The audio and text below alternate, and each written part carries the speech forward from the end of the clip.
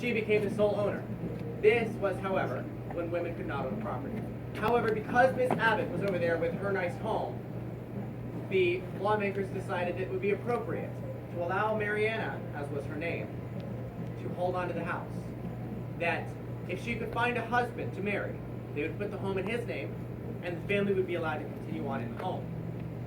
Of course, she said, "Ha, yeah, right.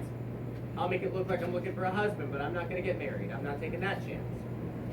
There was also a lawmaker present who had decided that this was a rather lovely home, and that he wanted to have more than one property, because you see, to be a gentleman in St. Augustine who had more than one property, or any gentleman anywhere with more than one property, that was a sign of true power, and you wanted your power.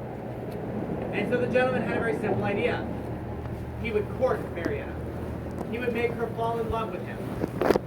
He would marry her. And then, no sooner than the way they were married, would he take ownership of the house and kick her to the curb. She was quite smart, however. So when he courted her, when he came up to her to say, "I would love to marry you, would you like to," or rather not would you like to come out on a date with me? Would you like to come out to a picnic by the seaside? You can imagine her response was, "No, I don't want to waste my time, but you know what? If it makes it look like I'm looking for a husband, and you're willing to waste your time and resources, maybe I'll do it. What do I have to lose?" And so, she went out with him.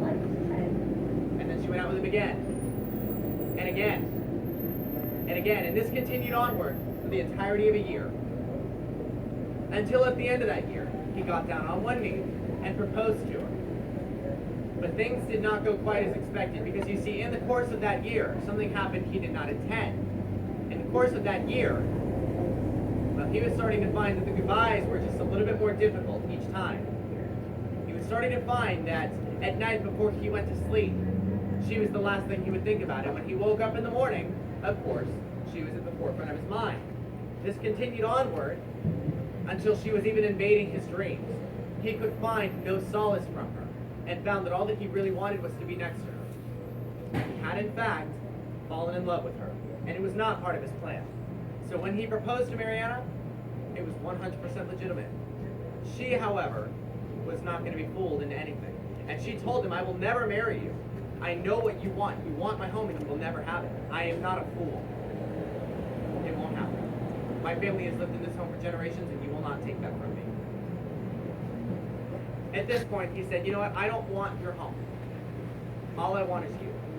And I cannot imagine another day without you by my side. And if it takes another year for me to court you, for you to be my bride, that's what I will do, because I do love you." And of course, she said, "Go for it then. Prove it." Thinking this won't follow through. But another year came and went, and yet again he was on his knee in front of her. This time was much harder for her to say no, though, because the same thing had happened to her. She, through one step to another, had fallen in love with him. But still, the fear of losing her home was far greater than her love. She was so concerned that this home would be taken from her, so concerned that she would have nothing left, that she could not say yes. And she told him, "I want to marry you. I do. You are a lovely gentleman, and I have misjudged you for the past 2 years. But I run the risk of losing everything that I am, everything that I ever was, and everything that I ever will be, and I cannot do this. I cannot lose my home." And this was when he told her, "I don't want your home. I don't want your money. I don't want your trinkets. I don't want your baubles. I don't want the clothing off your back. All that I want is all that you are, and I will not spend another day without you. I will spend every day for the rest of time until time itself comes undone, proving to you that I love you. You tell me what I must do, and I will do it." That was when she decided that the best thing that he could do was to spend 1 full year away from her. Spend 1 year apart, and at the end of that 1 year, he was still so devoted. Then, and only then, would she marry him entirely and fully.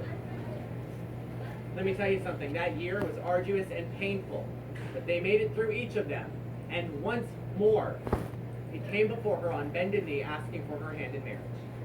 She finally agreed. He carried his bride across the threshold after their marriage here in this very front yard. They consummated their marriage. And it was then that they decided it would be time to take part in a very popular Victorian-era tradition, the planting of a tree. However, because they were less than the conventional couple, less than the traditional couple, they decided that they would not plant 1 but 2 trees. to symbolize that time that they spent apart, growing to love one another even more, showing that they could be independent and that they